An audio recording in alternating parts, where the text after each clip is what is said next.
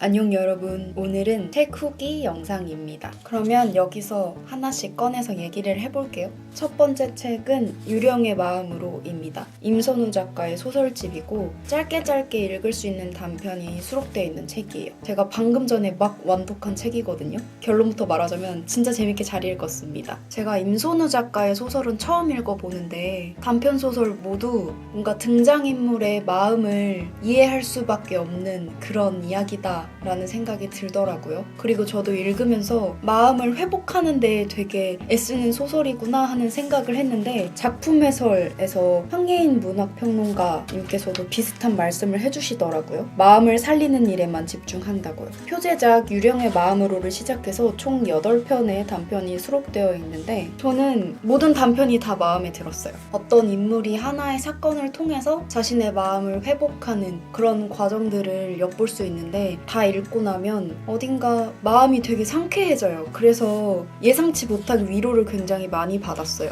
읽는 동안 마음이 되게 편해졌어요. 한동안 소설을 좀 안 읽은 것 같아서 책장 앞에서 고민하다 집은 책인데 너무너무 탁월한 선택이었고 마음을 회복하는데 나 자신한테 집중하는 게 가장 중요하구나 라는 생각도 들게 만들어준 책이고 소박하고 부드러운데 굉장히 상쾌해지는 그런 소설입니다. 일상적인 이야기들 사이에서 갑자기 판타지스러운 일들이 조금씩 일상 끼어들거든요. 근데 그게 부자연스럽지 않아서 정말 좋았어요. 저는 뭔가 일상적인 이야기에 그런 판타지스러움이 조금 가미되는 소설을 잘 안 읽었거든요. 이입이 안 됐는데 이건 그럴 필요 없이 그 이야기가 마치 내가 그걸 겪은 것처럼 너무 자연스러워서 부드럽게 잘 읽혀서 너무 좋았습니다. 소설 처음 입문하는 사람한테도 추천하면 좋을 것 같고 어렵지 않아서 좋았어요. 여기서 좋았던 문장이 있었는데 87페이지에 나는 이제 슬픔이 자꾸만 사람들을 우스꽝스럽게 만든다는 걸 알아.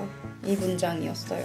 부드럽고 소박한데 굉장히 마음이 상쾌해지는 위로를 받는 그런 소설이었습니다. 그 다음에는 시집입니다. 유수연 시인의 사랑하고 선량하게 잦아드네. 이 책은 문학동네 시인선이고 제가 문학동네 시집을 되게 좋아하거든요. 잘 몰랐던 작가님이셔가지고 한번 읽어볼까 싶어서 골랐습니다. 결론부터 말하면 완전하게 제 취향은 아니었어요. 저는 시인의 말이 가장 좋았어요. 조금 더 무거운 시집을 기대했던 것 같아요. 그래도 새로운 작가님을 알게 돼서 되게 반가웠고 가끔 시는 너무 어렵다라는 그런 생각들이 있잖아요. 근데 이 시집은 어렵지 않았던 그런 시집이었어요. 시인의 말에서 가장 좋았던 문장은 아직도 나는 사랑을 모르고 착하지도 않아. 이 문장이었습니다. 그 다음 책은 산책과 연애입니다. 이 책 완전 좋았어요. 유직목 작가의 에세이인데 산책과 연애 두 파트로 나눠서 이야기가 진행되거든요. 우와, 필력이 진짜 좋구나 하는 그런 생각을 읽는 내내 했습니다. 그래서 저 필사도 되게 많이 했거든요. 그 정도로 좀 취향인 그런 책이었어요. 저는 그냥 이 말들의 흐름 시리즈가 좋은가 봐요. 이재니 시인의 책도 제가 인생책이라고 예전 영상에서 소개해드렸는데 말들의 흐름 에세이가 진짜 묵직하고 재밌어요. 이 책들이 저한테 좀 손을 내밀어주는 것 같고 내가 너무 외로울 땐 친구가 되어주는 것 같아요. 이 책에서 제일 좋았던 문장이 있어요. 내가 원하는 세상을 내가 꼭 누려야 하나? 나 말고 나중에 내가 모르는 사람들이 누리면 얼마나 좋아? 희망은 그것이고. 이런 문장이 있어요. 이 문장 진짜 좋았어요. 제가 희미하게나마 생각했던 희망을 다른 사람의 언어로 경험한 그런 시간이었습니다. 산책과 연애했으니까 이어서 짠!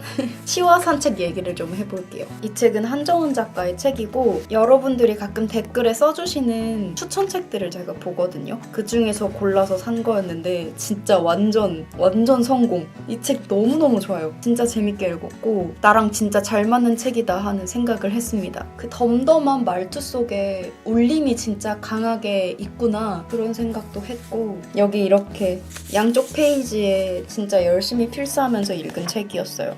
내가 보는 것이 결국 나의 내면을 만든다. 가장 바깥에 있는 내면이 외면이 되는 것일 뿐. 제가 진짜 좋았던 문장은 이거였거든요. 삶에 대한 통찰력도 느껴지고 이 사람하고 왠지 친구가 된 것 같고 종종 나의 외로움을 건드려서 위로를 건네주는 그런 책이었습니다. 너무너무 재밌었어요. 그래서 이 말들의 흐름 시리즈 이 에세이는 진짜 자주 찾아서 읽을 것 같은 책들이에요. 어떤 문장은 내가 쓴 것 같아서 너무너무 이 작가와 가까워진 것 같았어요. 저는 산문이 주는 매력은 그런 것 같아요. 그래서 저한테도 너무 소중한 책이 됐어요. 그 다음 책은 돌이킬 수 있는입니다. 책 추천을 진짜 많이 받았거든요. 댓글에서도 막 써주시고 저 예전에 독서 모임에 한 친구가 이 책 진짜 재밌다고 이야기를 해줘서 사둔 지 오래됐는데 이제서야 읽어봤거든요. 결론부터 말하자면 제 취향은 아니었습니다. 제가 예전 영상에서 초반부 읽고 있는데 재밌어요 라고 한 적이 있는데 그때가 진짜 완전 초반부였거든요. 그때까지는 조금 흥미롭게 잘 읽었던 것 같아요. 근데 조금씩 지나면서 인물들의 대사가 조금 영화스럽다고 해야 되나? 우리가 굉장히 많이 봐왔던 그런 류의 대사들이었거든요. 근데 그 대사들이 조금 뭐라고 해야 될까? 내가 소설에서 기대하지 않는 그런 대사들이었어요. 그래서 이입이 조금 안 돼가지고 그 부분이 읽는데 살짝 어려웠고 그래도 전개되는 그 속도나 흡입력은 진짜 좋았던 것 같아요. 그래서 이 책 읽은 다음에 좀 책을 읽는 속도가 좀 빨라졌다고 해야 되나? 저한테는 그런 책들이 몇 개 있거든요. 그래서 그런 책이었고 이게 SF, 판타지, 미스테리를 효과적으로 결합한 문목화의 놀라운 데뷔작 이렇게 적혀 있거든요. 근데 데뷔작이라고 하면 진짜 놀라운 소설 같기는 해요. 이 뒷면에도 여러 가지 얘기가 적혀 있긴 한데 제가 추천받았을 때 이 책은 진짜 제목만 보고 아무런 스포일러도 읽지 않고 보는 게 좋다라고 말씀을 많이 해주셔서 제가 뒷면에 적힌 줄거리는 이제 설명을 해드릴 수는 없을 것 같고 일단 사건들이 되게 큼지막하고 거대합니다. 그리고 흡입력이 있어서 그런 거 좋아하시는 분들이면 되게 재밌게 읽으셨을 것 같고 읽으면서 느낀 건 영화 될 수도 있겠다 이런 생각을 많이 했습니다. 대사가 진짜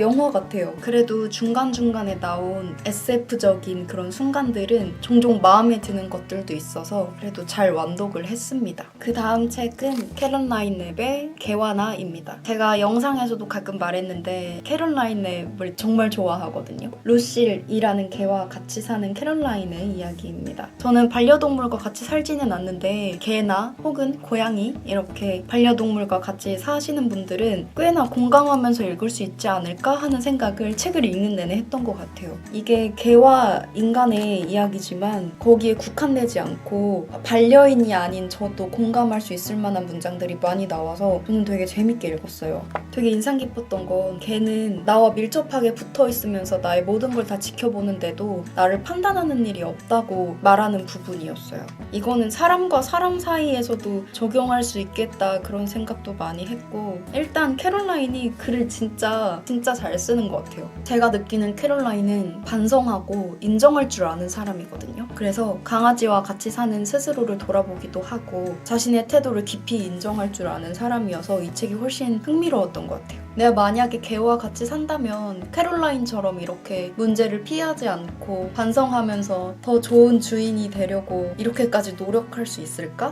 그런 생각? 그러면서 사랑할 땐 언제나 행복하지만은 않잖아요. 저는 그런 부분들까지 싹 다 적어줘서 너무 좋았습니다. 개를 통해서 자신이 가지고 있는 애착이나 불안 같은 걸 직면하거든요. 저는 그 부분도 너무 좋았어요. 누군가를 그게 꼭 동물이 아니더라도 어떠한 걸 사랑했을 때 사실 가장 많이 깨닫는 건 나 자신에 대한 어떤 부분이잖아요. 그런 부분을 잘 기록해줘서 이 책이 저한테 좀 더 소중해진 것 같아요.